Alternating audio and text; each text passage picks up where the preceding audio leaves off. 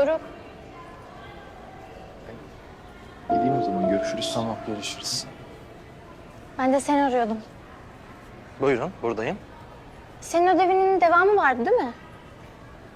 Evet, var. Hatta ben de çıkışta bir şeyler atıştırırken devam ederiz diye düşünmüştüm, eğer senin için de uygunsa tabii. Hatırladığıma göre sen ödevi eksik yaptığın için Filiz Hoca sana ek ödev vermişti. Değil mi? Doğru mu hatırlıyorum? Evet, evet aynen öyle oldu. Peki bundan Filiz Hoca'nın haberi var mı?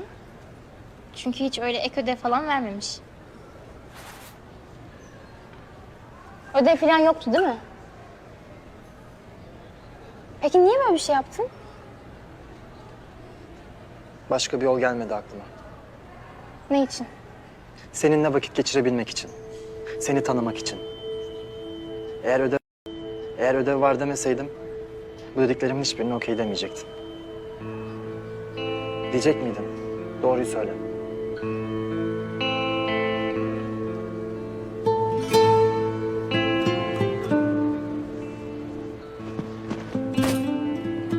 Yavaş olsana.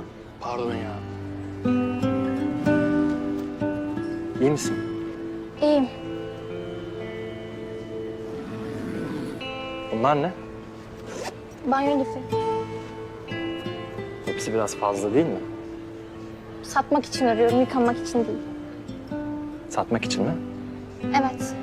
Çıkışta mahalleden bir teyzeye vereceğim. Yarın tezgah çıkaracak. Para biriktirip eve çıkmak istiyoruz da.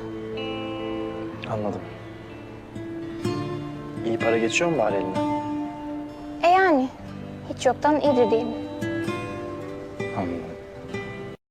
Örmeyi seviyor musun peki? Ne oldu? Yine yalandan ödev sorularına mı başladık? Hayır canım, onunla ne alakası var ya? Eğer örmeyi sevmiyorsan, hani para kazanman için başka bir yol bulabilir miyiz diye düşünüyordum. Bulabilir miyiz derken? Sen yani, senin için. Yani ben başka bir yol bulamadım. Bir de sen düşün.